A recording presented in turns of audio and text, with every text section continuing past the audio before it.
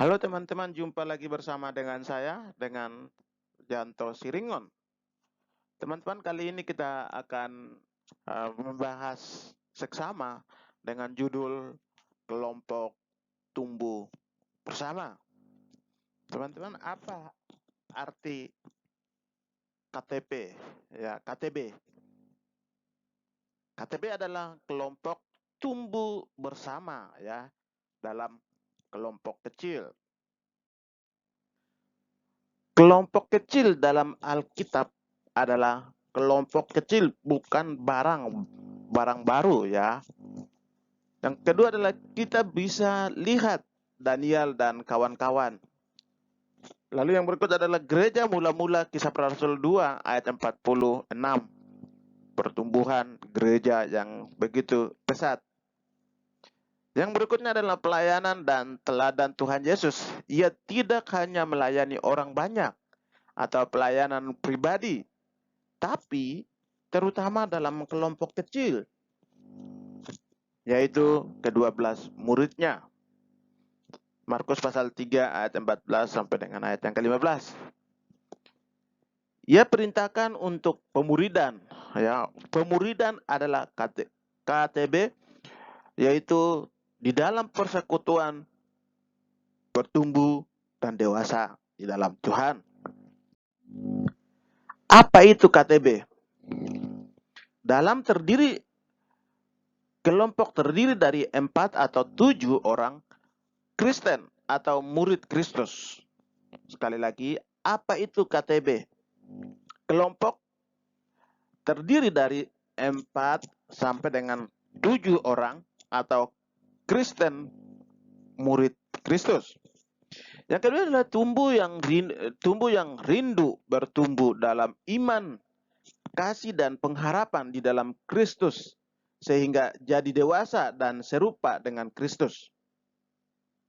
Bersama melalui pertemuan secara teratur, biasanya seminggu sekali untuk PA, doa sharing, dan proyek ketaatan PA. Indahnya KTB, lebih interaktif, insentif, praktis, dan ekonomis. Memberi kesempatan bersekutu yang lebih mendalam adalah kesempatan untuk menerapkan firman lebih besar. Yang berikutnya adalah teman-teman, bisa terjadi multiplikasi. 2 Timotius 2 ayat yang kedua adalah persiapan untuk melayani yang efektif, melayani Tuhan yang efektif dan efisien. Efesus pasal 4 ayat yang ke-11 sampai dengan 12. Faktor-faktor yang melemahkan KTB adalah mental instan. Ya, mental kita atau mental teman-teman adalah instan. Lalu yang kedua adalah sifat cepat bosan.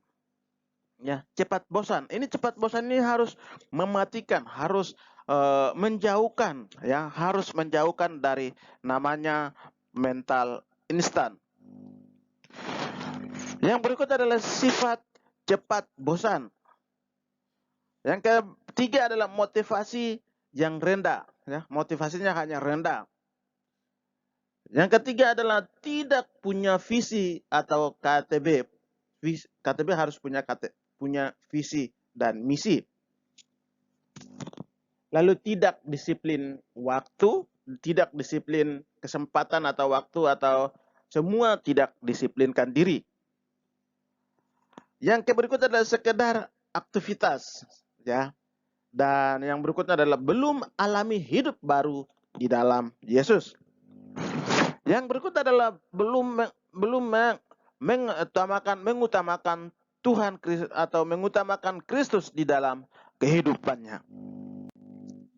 Kesungguhan hati, Nats 2 Tawarik 6 ayat yang ke-9 dan Galatia pasal yang ke-6 ayat yang ke-7 sampai dengan 8. Itu adalah kesungguhan hati untuk mau bertumbuh di dalam Tuhan, mau bertumbuh menjadi orang dewasa di dalam Tuhan. Dan kesungguhan hati terhadap Tuhan dan kesungguhan hati terhadap kehendak Tuhan dan firman-Nya. Kesungguhan hati terhadap perintah dan janjinya Tuhan. Dan kesungguhan hati terhadap pekerjaan Roh Kudus. Serius dan rindu adalah, yang pertama adalah tidak cuma nyanyi dan sharing. Ya. Tidak hanya nyanyi biasa, tidak hanya sharing, tidak hanya ikut-ikutan. Ya. Tetapi sungguh-sungguh, kesungguhan, serius untuk menyembah Tuhan. Yang kedua adalah tidak cuma worship atau bright atau hanya menyembah, hanya pujian, tetapi hati kita jauh dari Tuhan. Yang ketiga adalah tapi PA induktif. Ya. PA pedalaman Alkitab adalah harus mengutamakan sebagai orang percaya, harus diskusikan, harus mendalam Alkitabiah. Lalu yang berikut adalah tidak hanya observasi atau interpretasi, tapi juga aplikasinya. Bukan hanya ngomong doang, bukan hanya dihotbahkan saja, bukan hanya dipresentasikan saja, tetapi aplikasikan di dalam kehidupan kita juga harus mengaplikasikan di dalam kehidupan kita. Yang berikut adalah tidak hanya MHP, tapi KK atau PW atau PHI. Tidak hanya PA kelompok, tapi juga PA pribadi. Pedalaman Alkitab atau pedalaman pribadi itu harus. Pedalaman Alkitab di dalam kehidupan pribadi itu harus. Lalu yang berikut adalah serius dan rindu berdoa. Teman-teman, doa adalah alat berkomunikasi antara orang percaya dan Tuhan. Doa itu tidak membutuhkan waktu, tidak terbatas oleh ruang dan waktu kita. Sekali lagi, doa itu tidak terbatas dengan ruang dan waktu kita. Tidak terbatas. Tetapi kapan saja kita bisa berdoa kepada Tuhan. Kapan saja. Jam 3 pagi, jam 12 pagi atau malam, atau jam 11, jam 12, jam 3, jam 10, kita bisa berdoa kepada Tuhan. Seruan kita kepada Tuhan. Teman-teman, yang pertama adalah tidak sekedar kegiatan berdoa.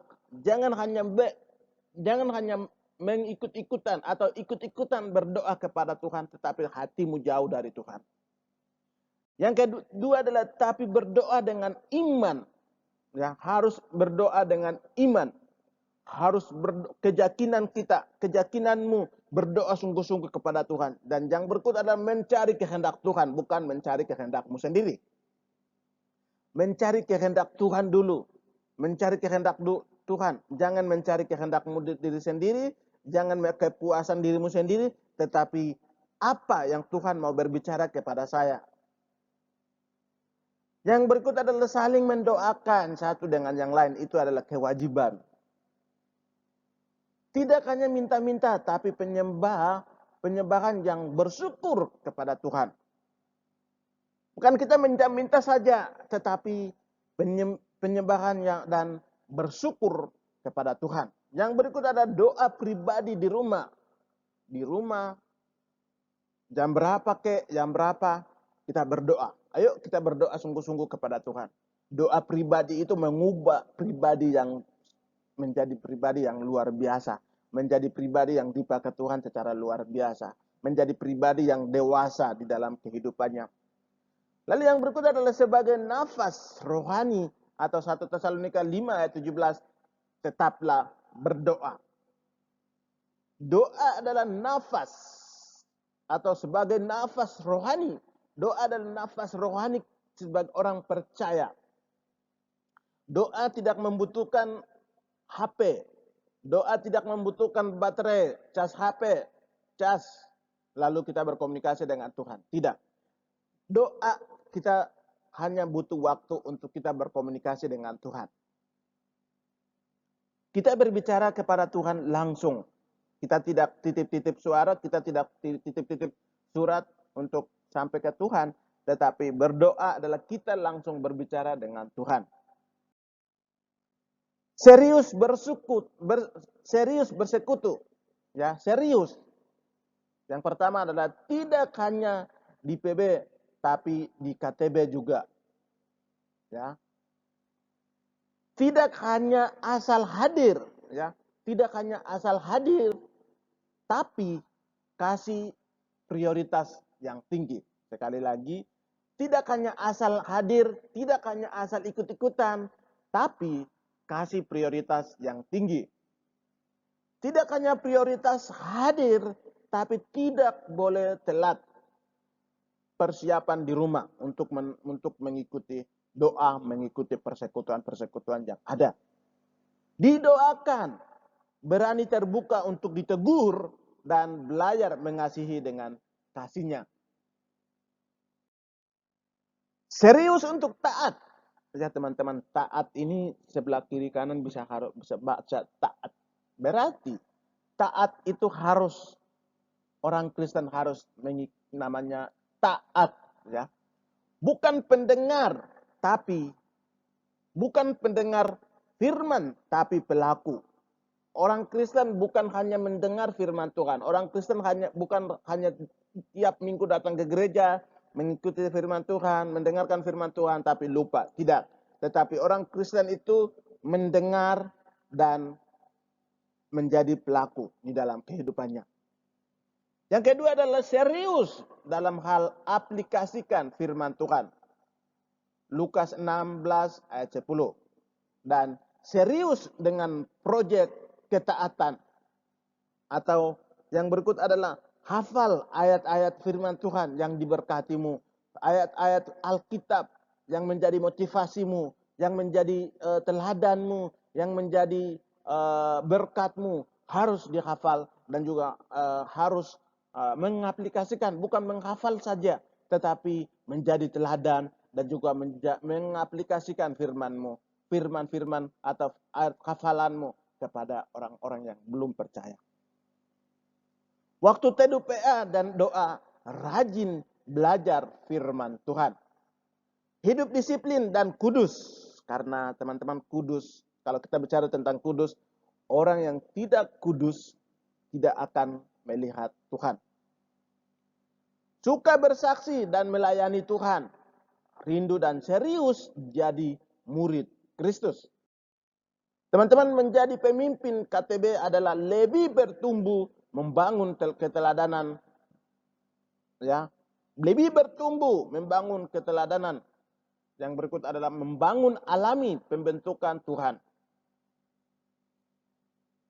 Bagian pertama, dalam hal mengasihi sesama, mengasihi Tuhan, mengasihi dirimu sendiri, mengasihi keluarga, dan yang pertama, yang terutama adalah mengasihi Allah dengan segenap hatimu.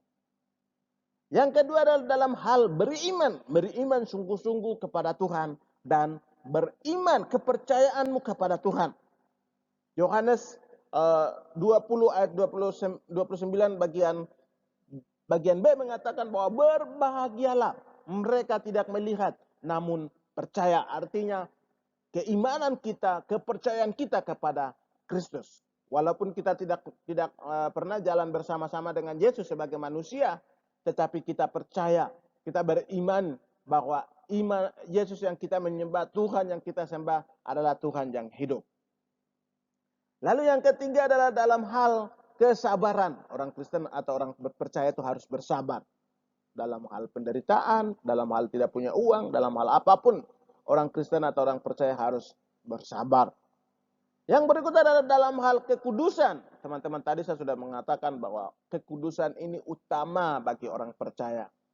Ya. Yang berikutnya adalah dalam hal melihat visi pemuridan. Makin alami kuasa Tuhan dan hidup. Syarat pemimpin KTB, bukan KTP ya, KTB. Telah alami pemuridan atau terpanggil melaksanakan perintah Tuhan Yesus. Matius 28 ayat yang ke-18 sampai 20. Pergilah jadikanlah semua bangsa muridku. Ya, itulah syarat-syarat pemimpin KTB. Mengasihi orang yang dilayaninya. 1 Tesalonika 2 ayat 8 dan 1 Korintus pasal yang ke-13 ayat 1 sampai dengan ayat yang ketiga. Seorang yang mengasihi Tuhan, seorang yang takut akan Tuhan, terus bertumbuh dalam mengikuti Kristus. Filipi pasal 3 ayat yang ke-12 dan 1 Korintus 11 ayat yang ke-1.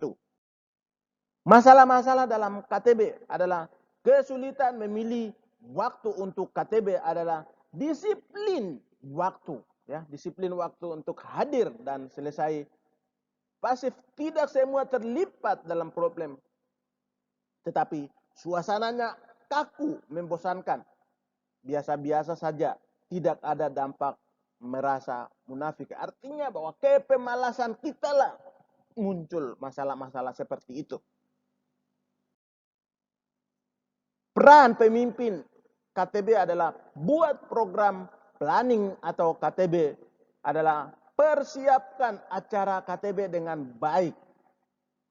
Doa PA, lihat tafsiran, susunan acara, dan jangan lupa didoakan dan ingatkan anggota KTB lewat SMS, telepon, datang lebih awal teman-teman. Atau evaluasi KTB secara berkala. Dan terus memperlengkapi diri. Tahapan pertumbuhan KTB adalah dari tahapan bayi rohani anak-anak sampai ke tahapan kedewasaan, dari tahapan PI atau pembinaan, pemuridan atau peliptagandaan sampai pengutusan. Dari segi dinamika atau kelompok adalah eksplorasi atau transisi, aksi, dan terminasi. Dari relasi persahabatan sampai ke persaudaraan di dalam Kristus.